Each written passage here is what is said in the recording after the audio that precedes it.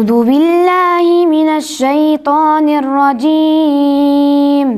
شهر رمضان الذي أنزل فيه القرآن هدى للناس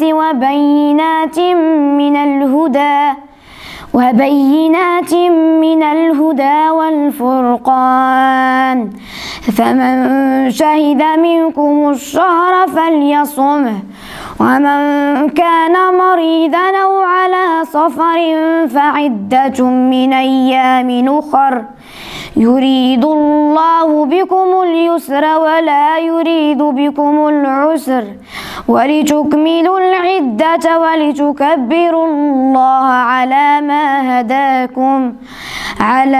ما هداكم ولعلكم تشكرون. صدق الله العظيم.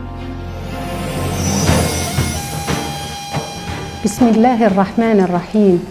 إن الحمد لله نحمده ونستعينه ونستغفره ونعوذ بالله تعالى من شرور أنفسنا ومن سيئات أعمالنا. من يهده الله فهو المهتدي، ومن يضلل فلا هادي له. أما بعد، اللهم صل وسلم وبارك على سيدنا محمد وعلى آله وصحبه أجمعين. أحبائي الكرام، مرحبا بكم.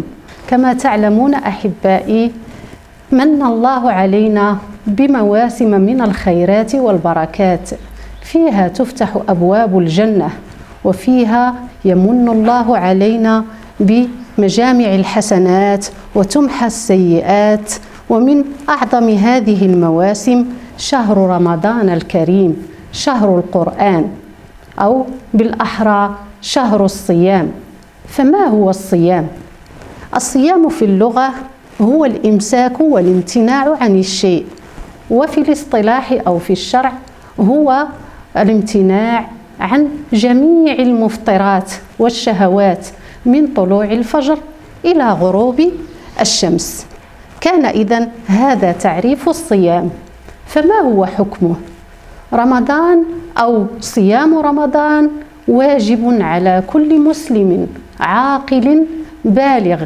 قال تعالى: يا أيها الذين آمنوا كتب عليكم الصيام كما كتب على الذين من قبلكم لعلكم تتقون أياما معدودات. ورمضان أحبتي هو شهر القرآن، كما جاء في قوله تعالى: شهر رمضان الذي أنزل فيه القرآن هدى للناس وبينات من الهدى والفرقان.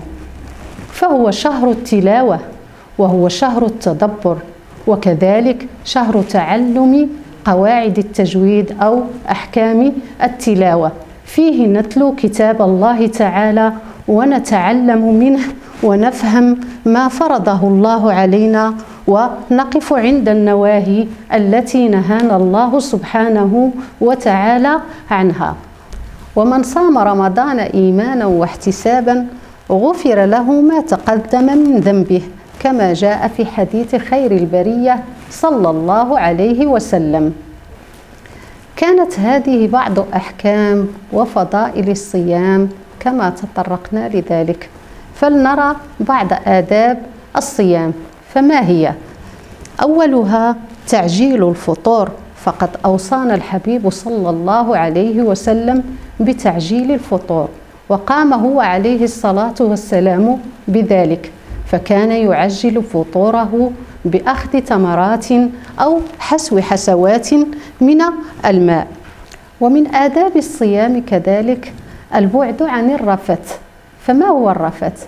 الرفث أحبائي هو الكلام البذيء أو الكلام الفاحش والقبيح. فالصائم لا يسب ولا يشتم أحدا، وإن شتمه أحد يقول: اللهم إني صائم، وبذلك يبعد الأذى عنه وعمن شتمه. ومن آداب الصيام أيضا البعد عن الغيبة والنميمة. والغيبة هي ذكرك أخاك بما يكره في غيبته، أي يكون غائبا، لذلك سميت غيبة. والنميمة هي التفريق بين المسلمين. والبعد كذلك عن المحادثات الهاتفية المحظورة، وكذلك البعد عن المسلسلات والأفلام والفيديوهات التي تحرض على الذنوب والمعاصي. ومن آداب الصيام عدم الإكثار من الطعام لتحقيق الغاية الصحية من الصيام. ومن آدابه كذلك الجود والكرم والعطاء والسخاء، ويكون ذلك بالجود بالمال وبالعلم، وكذلك الجود بما أعطانا الله سبحانه وتعالى من نعم، والجود بالخلق وبالكلمة الطيبة. فابتسامتك أو ابتسامتك أختي في وجه أخيك أو في وجه أخيك صدقة، كما جاء في حديث خير البرية صلى الله عليه وسلم. كانت هذه إذن آداب الصيام. فما هي مقاصده وما هي فوائده؟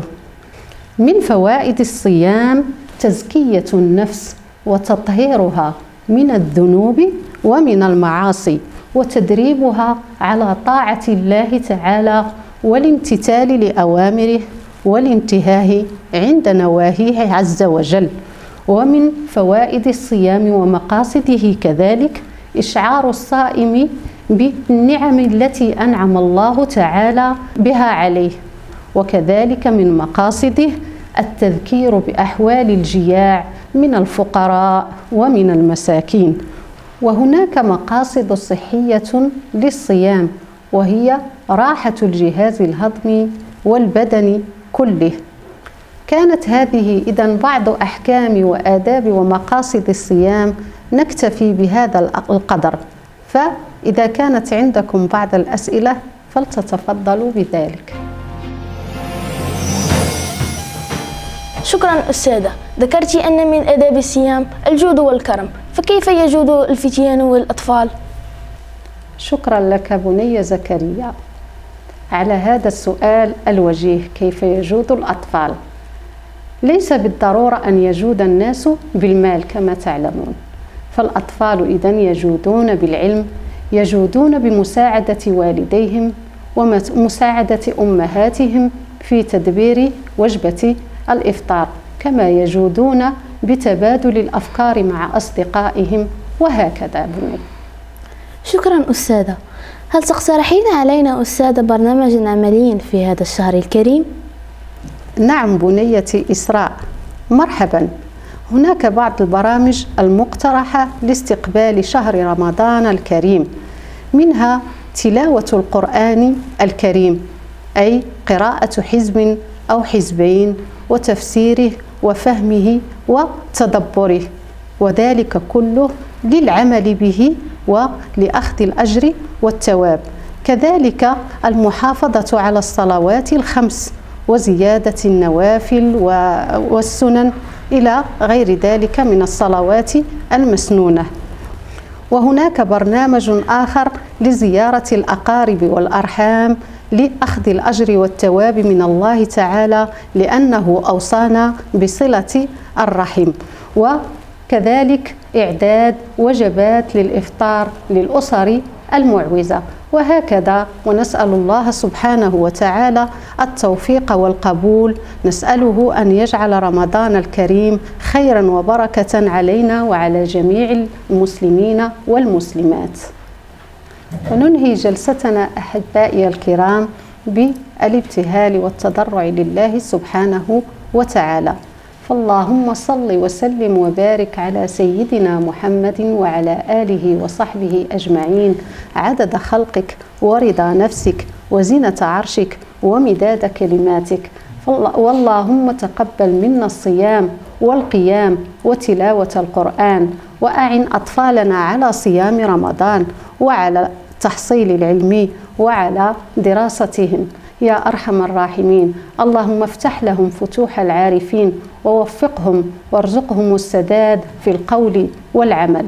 اللهم بارك لنا في رمضان واجعله متقبلا منا وسلمه لنا وسلمنا له يا أرحم الراحمين. سبحان ربك رب العزة عما يصفون وسلام على المرسلين والحمد لله رب العالمين.